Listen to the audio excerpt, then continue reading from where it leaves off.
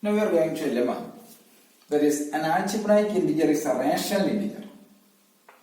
An algebraic integer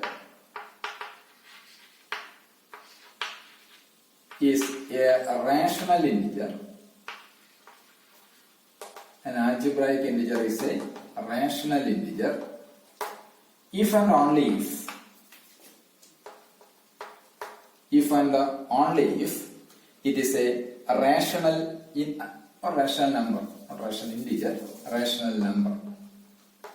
An algebraic integer is a rational number if and only if it is a rational integer. It is a rational integer.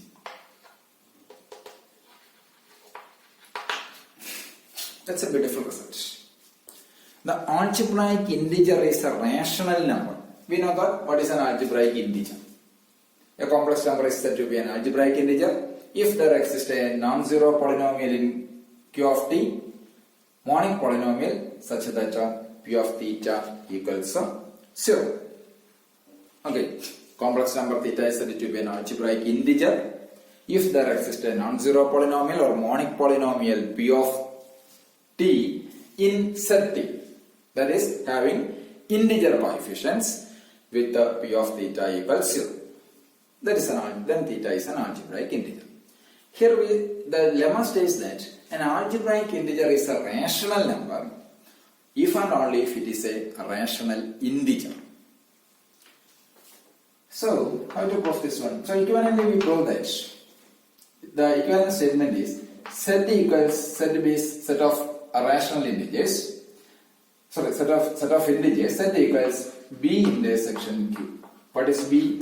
B be the set of algebraic integers and Q be the set of rational numbers. So the equivalently we prove this set equals B intersection Q. Okay, means algebraic integer is a rational number if and only if it is a rational integer. So equivalently we prove set equals B intersection Q. So we know that set is a part of Q. Okay, so since set is a part of Q, then clearly set is a part of B intersection Q. B is the set of algebraic integers. Since set is a part of Q, set is a part of B intersection Q. Okay, right. Reversely, let alpha fall in B intersection Q. Let alpha fall in B intersection Q. Alpha fall in B intersection Q means alpha fall in B and alpha fall in Q. Okay. Alpha fall in Q means this alpha fall in Q of T. Okay. Means there exists alpha fall in Q means there exists a minimal polynomial for this alpha over Q. Alpha fall in B intersection Q. That means alpha fall in B means alpha is an algebraic integer. Also alpha fall in Q means set of rationals. When alpha fall in Q, there exists a minimal polynomial of alpha over Q.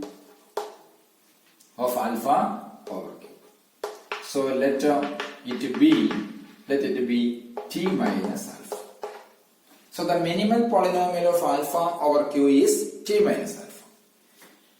But we know that if alpha is an algebraic number is an algebraic integer, if and only if its minimal polynomial over Q has coefficients in set.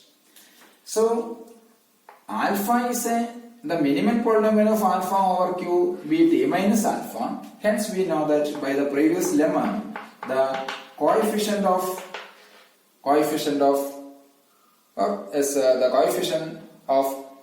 this are in set. Means that implies minus alpha fall in set. Minus alpha fall in set means what is alpha? Alpha fall in set.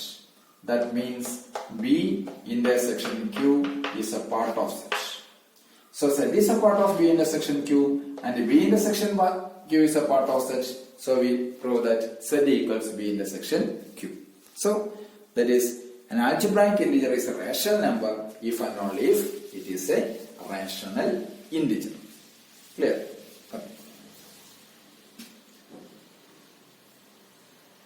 Now,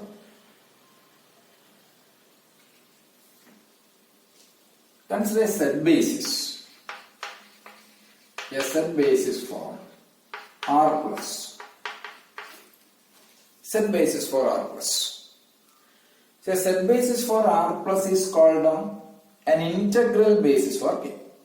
This is called set basis for R plus is called the integral basis. This is called the integral basis for K. K with the algebraic number field. Okay. The set basis for R plus, important, set basis for R plus is known as the integral basis for K. So, if suppose alpha 1, alpha 2, etc., alpha n are integral basis, if these are the integral basis, alpha 1, alpha 2, etc., alpha n are integral basis, if and only if every element in R, every alpha I, if and only if alpha I fall in R, alpha 1, etc., alpha n is an integral basis, if and only if alpha I fall in R, and every element of alpha, every element of R, every element of R is uniquely expressed as in the form a1 alpha 1 plus etc. plus an alpha n, where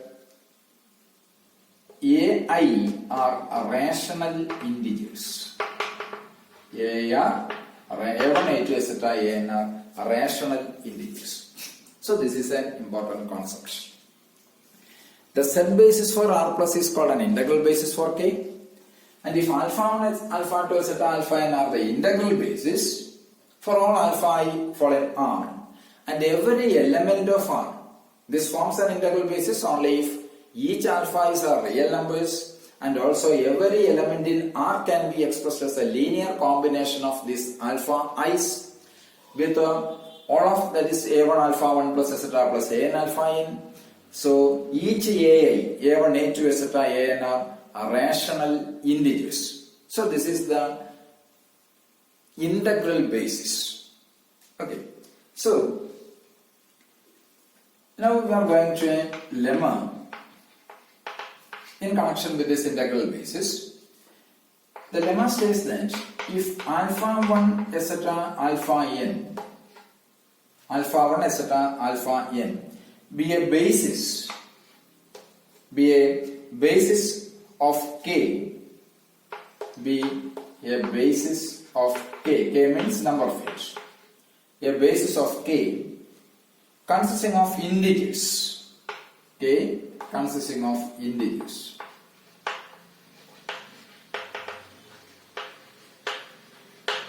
Consisting of integers, then the discriminant delta alpha 1 etc. alpha n is a rational integer. Delta alpha 1 etc. alpha n is a rational integer, and it differs from 0. So we know that what is the integral basis. If alpha 1 etc. alpha n are integral basis, then each alpha I fall in R, alpha is a real number, and every element in R can be expressed as a linear combination of these alpha i's with their coefficients are rational integers. So the lemma states that if alpha 1 etc. alpha n be a basis for K, which consists of integers, then this discriminant be a rational integer, and it is always differs from 0. So we know that what is the discriminant? The discriminant is always by a theorem.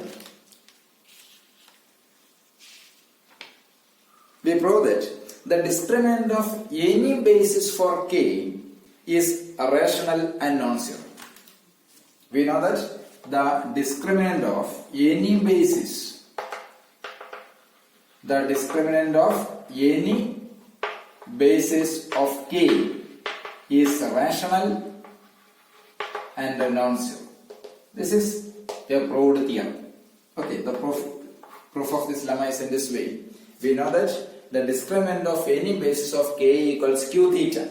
K means it is q theta. K equals q theta is a rational number and it is differs from 0. Okay. But what is alpha I? Alpha I are integers. Alpha I are integers. Why? Because it is given. Alpha 1 etc. alpha n are the basis of k consisting of integers. So alpha I are integers. Since alpha I an integer, then clearly this delta alpha I or delta is, delta means simply delta is an integer. Sure. Okay. Since alpha is an integer, alpha i's are integers, so delta discriminant alpha 1, alpha 2 etc. alpha n are integers, that is delta is an integer. Enough. But we know that an algebraic integer is a rational number if and only if it is a rational integer. An algebraic number is a rational, an algebraic integer is a rational number if and only if it is a rational integer. But delta is an integer, so by that lemma we know that delta is a rational integer. Okay, algebraic integer, so it is a rational, delta is a rational integer. Delta is a rational integer. Again we know that this delta is always differs from 0. Why? Because of our proved theorem. Enough. So here alpha 1 etc. alpha n be a basis of k consisting of integers. We know that the discriminant of any base of k equals q theta because k equals q theta, q is a rational and non-zero. So clearly since, but this alpha 1 etc. alpha n are integers, alpha is are integers, so this discriminant is an integer. But we know that an algebraic integer is a rational number if and only if it is a rational integer, hence delta is a rational integer, and we know that it is always differs from 0. Agreed.